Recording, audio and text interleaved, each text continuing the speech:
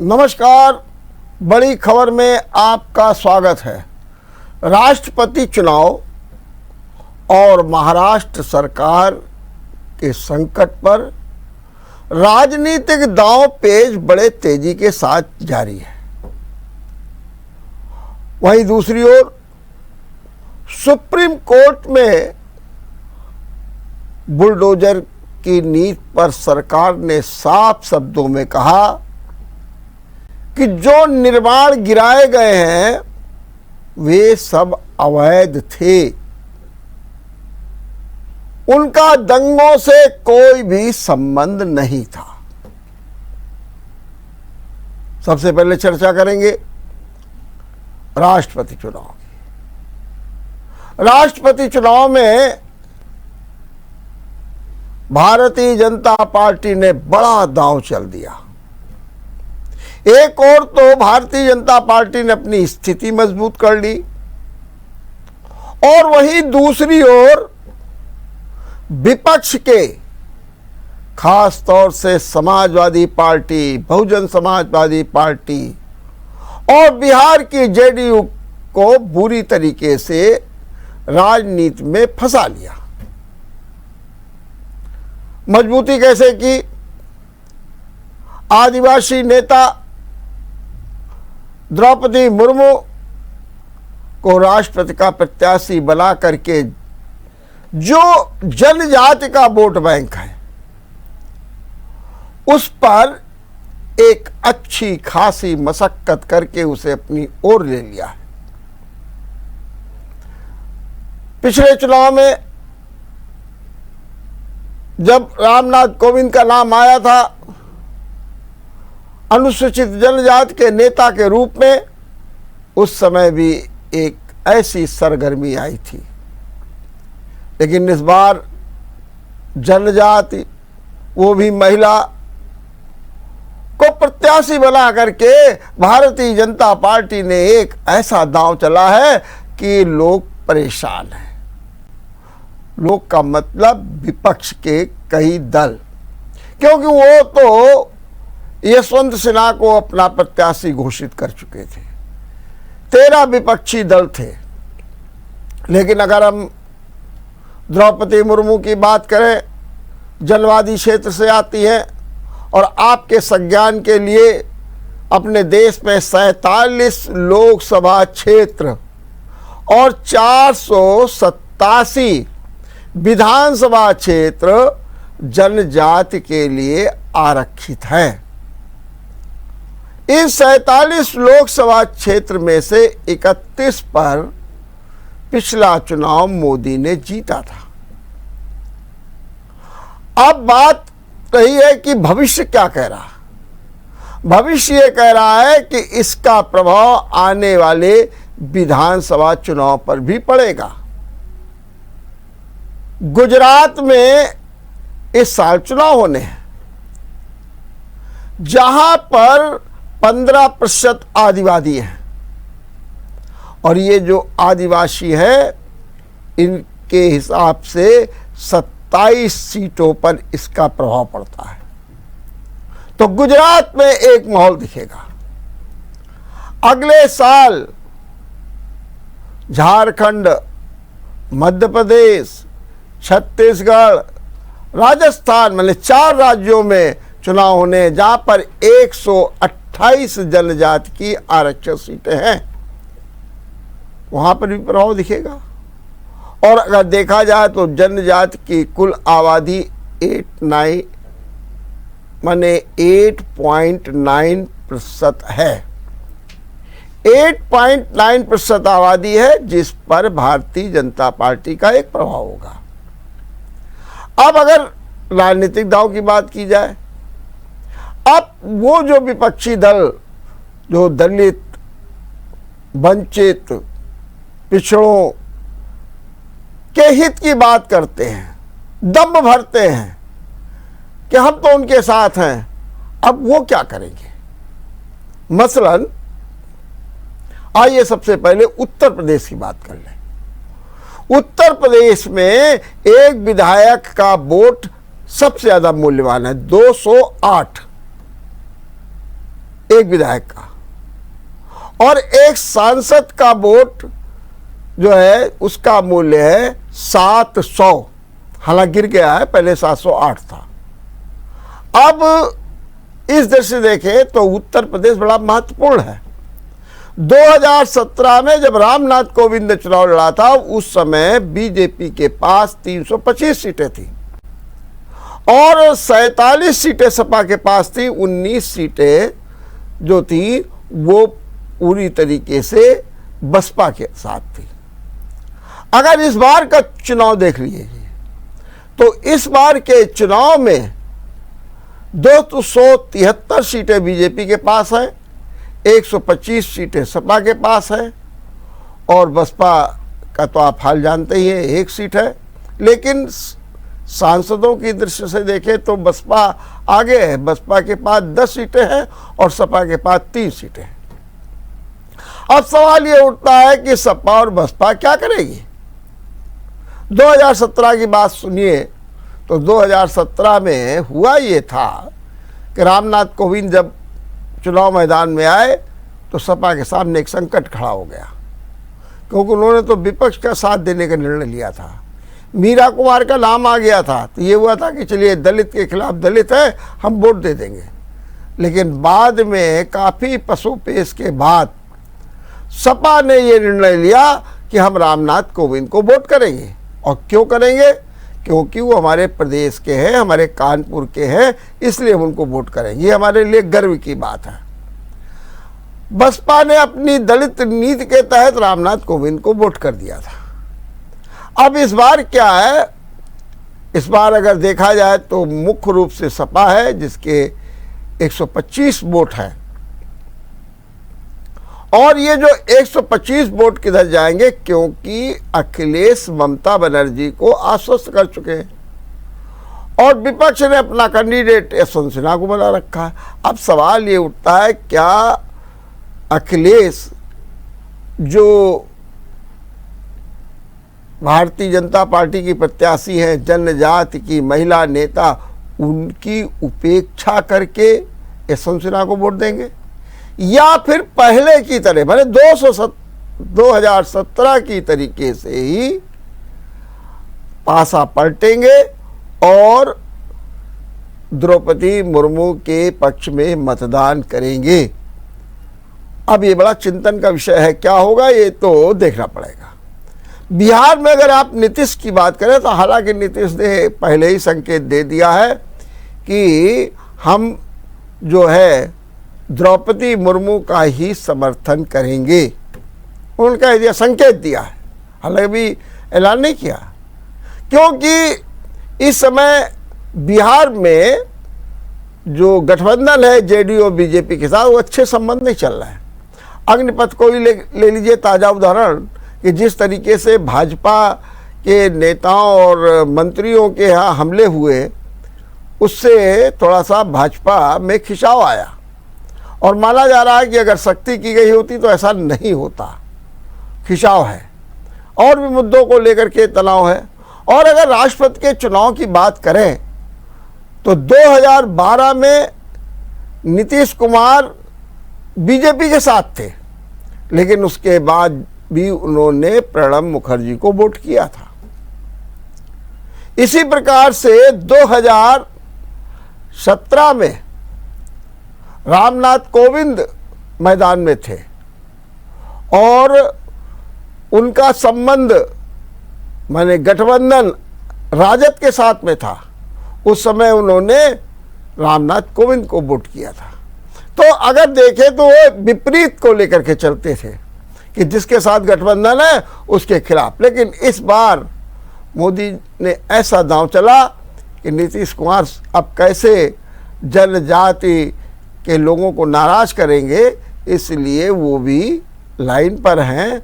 और इस तरीके से देखा जाए तो भारतीय जनता पार्टी के प्रत्याशी मुर्मू की जो जीत है वो पक्की ही नहीं है, बल्कि निरंतर बढ़ रही है। सबसे पहले जहाँ कि उड़ीसा के जो विजय थे, उन्होंने पूरी तरीके से समर्थन की घोषणा कर दी है।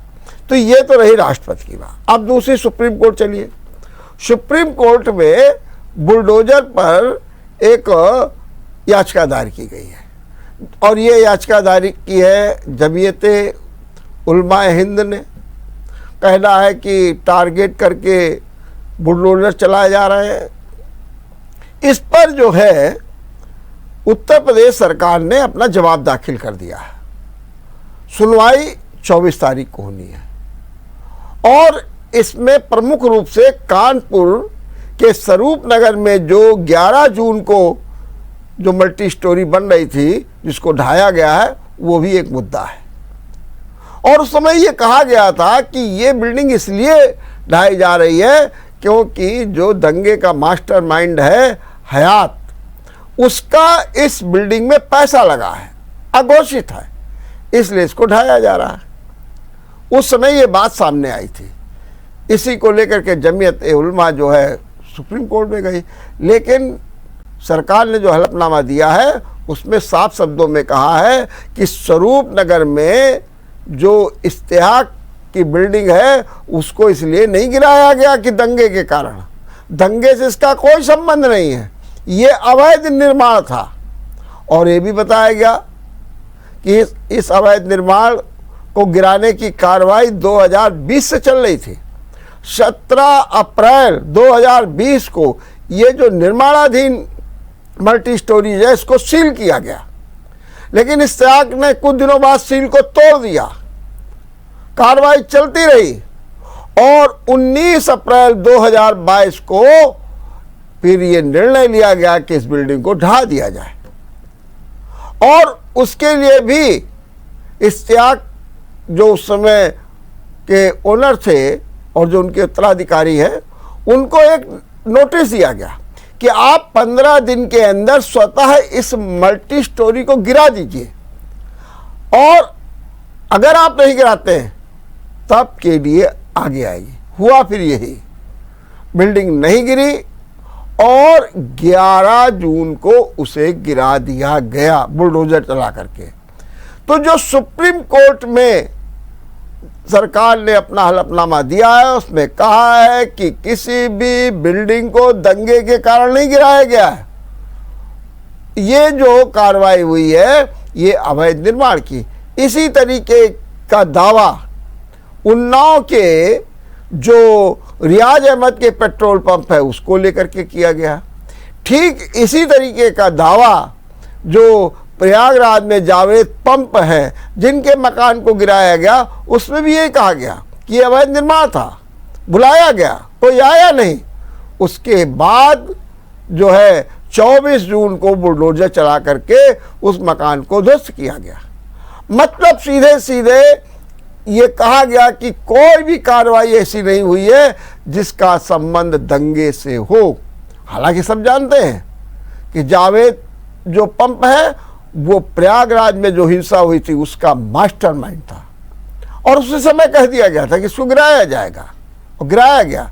लेकिन जो लिखा पढ़ित है उसमें यह है कि बाकायदे उसको नोटिस दी गई थी, उसको बुलाया गया था, वो नहीं आया, इसके बाद कार्रवाई हुई।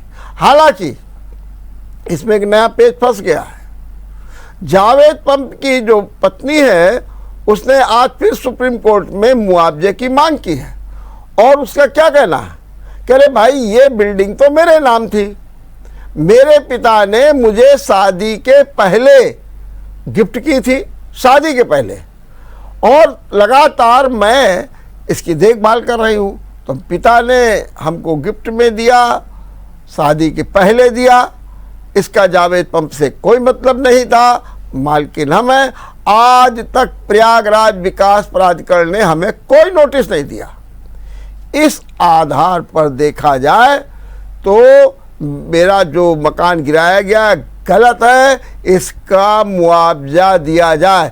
इस तरीके की एक याचिका जो है आज सुप्रीम कोर्ट में दायर की गई है। अब देखना है कि निर्णय क्या आता है। बहरहाल 24 तारीख को सुनवाई होगी और पहले ये देखा जाएगा कि जो बुलडोजर चले हैं वो सामान्य प्रक्रिया के तहत ही चले हैं कि नहीं चले। कि उस दिन भी सुप्रीम कोर्ट ने कहा था कि देखिए निर्माण गिराइए, लेकिन जो प्रक्रिया है उसका पालन होना चाहिए, अन्याय नहीं होना चाहिए। अब जो हलफनामा दिया गया है जिसमें कानपुर के स्वरूप नगर के मल्टी स्टोरी का भी जिक्र है और ये कहा जा रहा है कि उसको गिराया गया एक नीति के तहत, एक प्रक्रिया के तहत है। अब देखना ये होगा कि सुप्रीम कोर्ट 24 तारीख को क्या फैसला लेती है। हम आपको ये भी बता दें कि अफ़गानिस्तान में भूकंप आया और भूकंप से सैकड़ों लोगों की जानें चली गई हैं। 920 लोगों के मौतों की पुष्टि भी कर दी गई है। बहरहाल वहाँ की स्थिति बहुत खराब है अफगानिस्तान की, और लगातार वहाँ पर राहत और बचाव कार्य जारी है। महाराष्ट्र की बात कर लें, महाराष्ट्र में तो आर पार की लड़ाई हो गई है। शिवसेना प्रमुख उद्धव ठाकरे ने अंतिम रूप से चेतावनी दे दी है कि शाम को 5 बजे शिवसेना की बैठक बरघा में होगी। व्हिप जारी कर दिया है और कह दिया है कि जो भी विधायक इसमें शामिल नहीं होगा उसे बर्खास्त कर दिया जाएगा। यह अंतिम लड़ाई। इसके पहले कैबिनेट की बैठक हुई उद्धव ठाकरे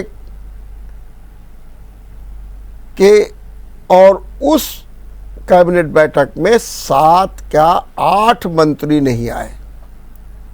7 का आंकड़ा पहले आया, बाद में 8 का आंकड़ा गया। 8 मंत्री नहीं पहुंचे उसमें कैबिनेट की बैठक में। और उद्धव ठाकरे ने कहा कि देखते हैं आगे क्या होगा। मैंने वेट एंड वॉच की स्थिति, और उसके बाद ये एक तरीके से धमकी कहें, चेतावनी कहें, या आर पार की लड़ाई का एक तरफा फैसला कहें, कह दिया गया है 5 बजे तक आइए वरना बर्खास्त की।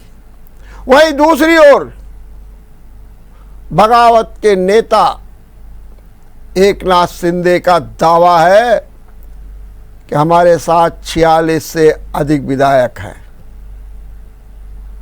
हम पर दल बदल कानून लागू नहीं हो सकता क्योंकि हमारे पास 2/3 से ज़्यादा माने 37 से ज़्यादा विधायक शिवसेना के हैं, शेष तो दूसरे दलों के हैं। उनका ये दावा है और इसी दावे के बल पर वो कह रहे हैं कि हम रणनीति बना रहे हैं, हम क्या करेंगे। बार बार एक ही बात कह रहे हैं, हम शिवसेना में हैं और जो बाला साहब ठाकरे का हिंदुत्व है हम उसी को ही आगे रखेंगे। ये विषम परिस्थिति पैदा कर दी है। और एक और ये कहा गया कि विधानसभा को भंग कर दिया जाएगा, ये बयान शिवसेना के संजय राउत ने कहा। इस पर यह भी आ गया सूत्रों के हवाले से, गवर्नर ने यह तय कर लिया है कि हम किसी भी हालत में विधानसभा भंग नहीं करेंगे। बहरहाल सरकार की क्या स्थिति होगी, लेकिन एक संकेत बराबर मिल रहे हैं कि कोई ताजुब नहीं होगा कि आज उद्धव ठाकरे का इस्तीफा हो जाए, उनकी सरकार चली जाए और नई सरकार बने। अब नई सरकार किसकी बनेगी?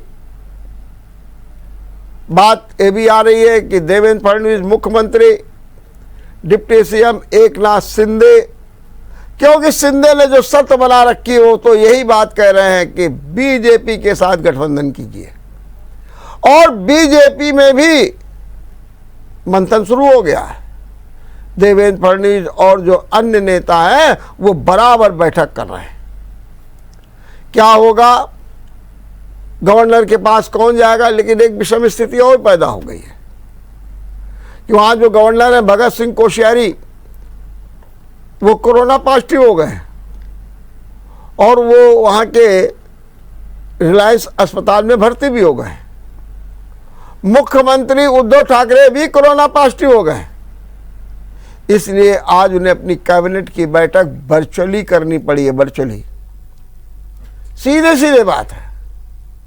और ये कहा जा रहा है कि आज जो बैठक होगी तो एक और शिवसेना कह रही है कि 5 बजे तक आइए, और शिंदे कह रहे हैं कि हम भी बैठक करेंगे, और बैठक करके हम भी तय करेंगे कि हमको क्या करना है। बहरहाल बात साफ साफ है कि अब महाराष्ट्र में आर पार की लड़ाई तय हो गई है। उद्धव ठाकरे कह रहे हैं देखें क्या होता है आगे। वहीं दूसरी ओर सीधे सीधे ये भी कह दिया गया है कि जो लोग आज शिवसेना के विधान दल की बैठक में नहीं आएंगे उन्हें बर्खास्त कर दिया जाएगा। अब क्या राजनीतिक संकट चलेगा, कैसे बर्खास्त की होगी, इस सब पर अगर उद्धव ठाकरे कहते हैं वेट एंड वॉच, तो हम भी कहते हैं वेट एंड वॉच और देखते रहिए बड़ी खबर। नमस्कार। अगर आपको हमारा वीडियो पसंद आया हो तो हमें लाइक करें, सब्सक्राइब करें और ज्यादा से ज्यादा शेयर करें, और हाँ, बेल आइकॉन दबाना ना भूलें ताकि हर खबर का अपडेट आप तक पहुंचे तुरंत। आप हमें इंस्टा, ट्विटर और फेसबुक पर भी फॉलो कर सकते हैं। हमारी आईडी है @JMT News।